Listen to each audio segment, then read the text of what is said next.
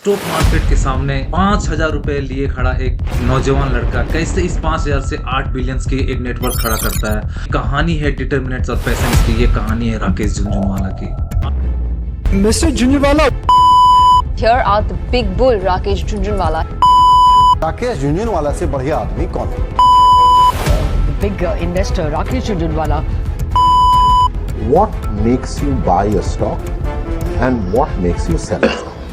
After completing the graduation, he got himself enrolled in ICAI as a member of Institute of Chartered Accountant of India। साल था 1985 का। Rakesh sir के पास सिर्फ 5,000 रुपए थे और उस समय स्टॉक मार्केट में पैसा बनाना इतना आसान नहीं था कि वो मार्केट था वो सीजनल इन्वेस्टर्स का, जहां पर मार्केट में जो है वो बाई सीजन जो है कभी मार्केट अप जाती थी कभी मार्केट डाउन।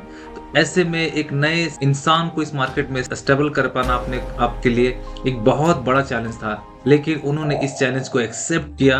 शुरुआत में उन्हें काफी स्ट्रगल का सामना करना पड़ा, लेकिन उनका सबसे बढ़िया डिसीजन आया जब उन्होंने एक टाटा टी के स्टॉक में लगाया, जिस स्टॉक का प्राइस सिर्फ 43 रुपीज था। उन्होंने उसमें लगाया और उस स्टॉक को 250 रुपए में जाकर सेल किया और उससे उन्होंने 10 लाख रुपए की अर्निंग की। हम आज इस वीडियो में डिस्क्लोज करेंगे और जानेंगे कि राकेश झुनझुनवाला की वो क्या 5 ऐसी बेस स्ट्रेटेजी थी और 5 ऐसे मार्केट एनालिसिस थी जिसको बेस करके उन्होंने इन्वेस्टमेंट किया और उन्होंने बिलियंस ऑफ नेटवर्थ को बनाया। की स्ट्रेटेजी को समझने से पहले चलिए जानते हैं कि झुनझुनवाला ने किन किन स्टॉक में किस टाइम में कहां लगाया और उनकी क्या सक्सेसफुल रही।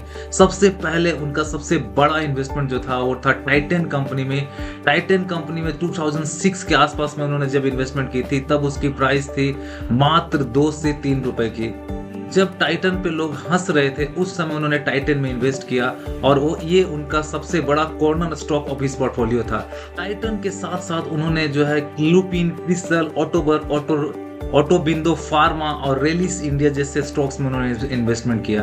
तो चलिए जानते हैं उनके मेजर स्ट्रेटेजी। सबसे पहला स्ट्रेटेजी था उनका इन्वेस्टमेंट फिलोसफी कि जब भी मार्केट जो है में वो जब भी इन्वेस्ट करते थे तो वो हमेशा मार्केट के विपरीत सोचते थे। जिन स्टॉक्स को सभी इग्नोर कर रहे होते थे तब वो उस स्टॉक के बारे में बहुत गहराई से इन्वेस्ट करते थे और सिर्फ ना ही वो सिर्फ स्टॉक में नहीं इन्वेस्ट करते थे बल्कि वो जो है उसके बिजनेस में इन्वेस्ट करते थे। दूसरा मार्केट स्ट्रेटेजी था उनका कि वो किसी भी स्टॉक में कभी भी शॉर्ट टर्म पीरियड के लिए इन्वेस्ट नहीं करते थे। उनका नजरिया हमेशा लॉन्ग टर्म का होता था, लंबे समय के लिए वो इन्वेस्टमेंट करते थे और जब भी वो इन्वेस्टमेंट करते थे उसमें एक बहुत समय तक वो बने रहते थे, चाहे उनका पीरियड 10 साल हो, 15 साल हो, ऐसे लंबे अवधि के लिए, लंबे पीरियड्स के लिए वो इन्वेस्टमेंट करते थे और वो कभी भी छोटे प्रॉफिट्स के लिए या शॉर्ट टर्म के लिए उनके माइंड में किसी तरह का कोई द्वंद्व नहीं चलता था। वो कभी भी इस तरह के इन्वेस्टमेंट से बिल्कुल अवॉइड करते थे। तीसरा सबसे इंपॉर्टेंट चीज होता था वो सिर्फ टेक्निकल एनालिसिस के दम पर किसी स्टॉक में इन्वेस्टमेंट नहीं करते थे बल्कि वो फंडामेंटल एनालिसिस में इन्वेस्ट करते थे। तो फंडामेंटली स्टॉक की चाहे उसकी कैश फ्लो हो, उसकी बैलेंस शीट हो, उस कंपनी की पूरी प्रोफाइल हो, सब चीजों को वो बारीकी से एनालाइज करते थे और उसके बाद वो